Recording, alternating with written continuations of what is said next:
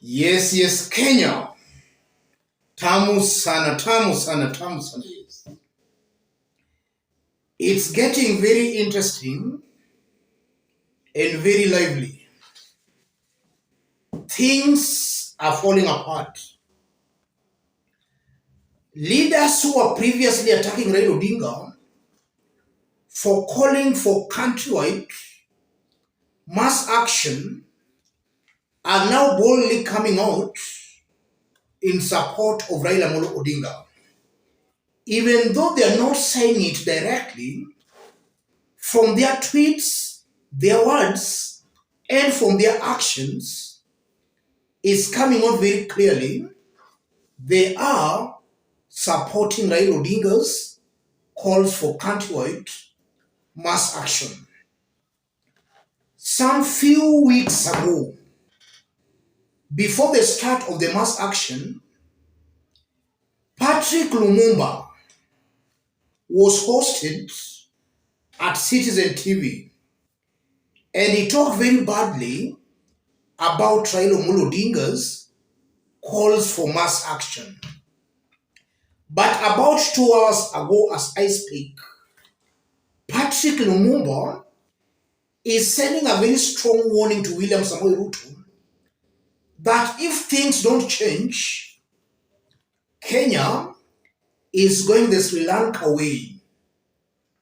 In this video, I want us to have a look at the tweet by Patrick Lumumba, for it's going to inform our analysis right now.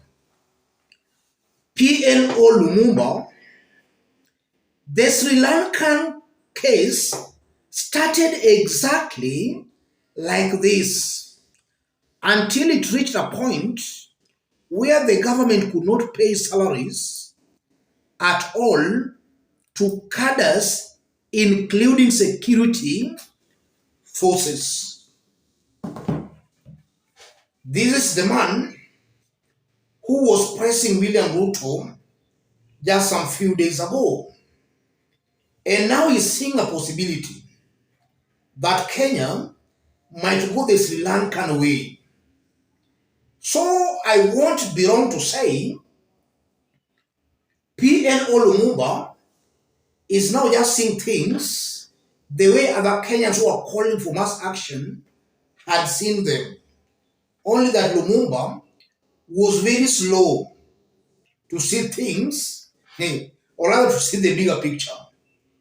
But now his eyes are opening. If you are watching us but you are not yet subscribed, subscribe, give this video a like. Let's continue. Any sane Kenyan will tell you this is a moribund government. A government headed for a collapse. Any sane Kenyan will tell you that. Anybody arguing to the contrary, that's somebody living in denial or somebody who has chosen to be intentionally blind. You cannot have a government that almost all the top government officials are not fit holding public offices, and then you expect such kind of a government to survive. You can't have a government that is so bloated to a point a ministry has 7 CASs, a single ministry. That's a government that can't survive. A government that goes to an extent of dropping corruption cases against individuals who have been accused of looting from public coffers, and then the same individuals are being given jobs in the government. That's a government that cannot survive. The moment you have a government that is not able to pay its employees, that's a serious warning sign. That's a government that is moribund. A government just counting days. And this is why I strongly believe Azimio Brigade should have nothing at all in form of a handshake to do with this government. This is a collapsing government. And if things are going to continue the way they are going, then Kenyans themselves, even without their leaders, even without the Raila Odingas, the Azimios telling them to demonstrate, Kenyans themselves will take to the streets. Because I'm very sure the next thing William Ruto will do is to increase more and more taxes to actually cover for the shortage. And William Ruto is actually borrowing some tricks from Rwanda, and especially on taxes. So you are seeing a president whose main intention, when he sleeps, when he wakes up, what he's thinking is on how to raise taxes. He only thinks along taxes, not even seeing on how the government can reduce the expenditure.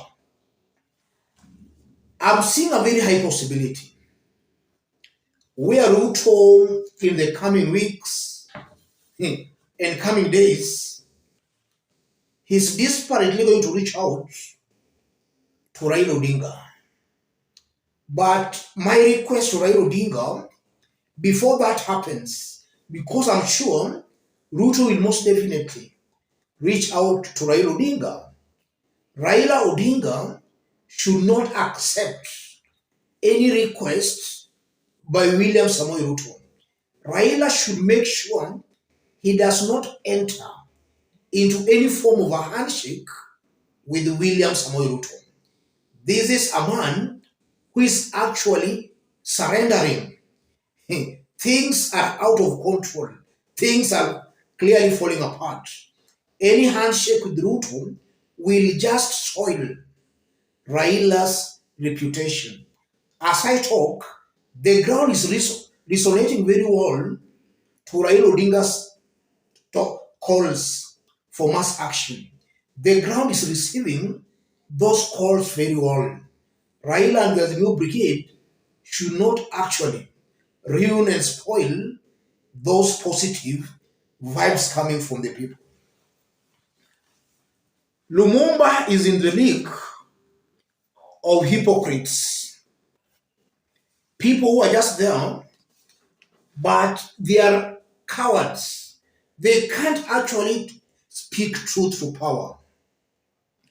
Until some sense of a rebellion starts, that's now when they pretend that they are also seeing there is a problem. Lumumba is talking this way because he has seen that in the past 2 weeks, the protests and the demonstrations have been very successful. Kenyans have been turning out in the thousands to listen to Azimio leaders. Lumumba here is just trying to save face. He has been embarrassed. He's seeing, or rather he's just trying to redeem his image because he really talked a lot of nonsense. He's just trying to redeem his image. As I conclude, I've always given an example of Sri Lanka here. If you look at what is happening in Kenya, it's the exact replica of what we saw in Sri Lanka. When the protest started, the government was very brutal.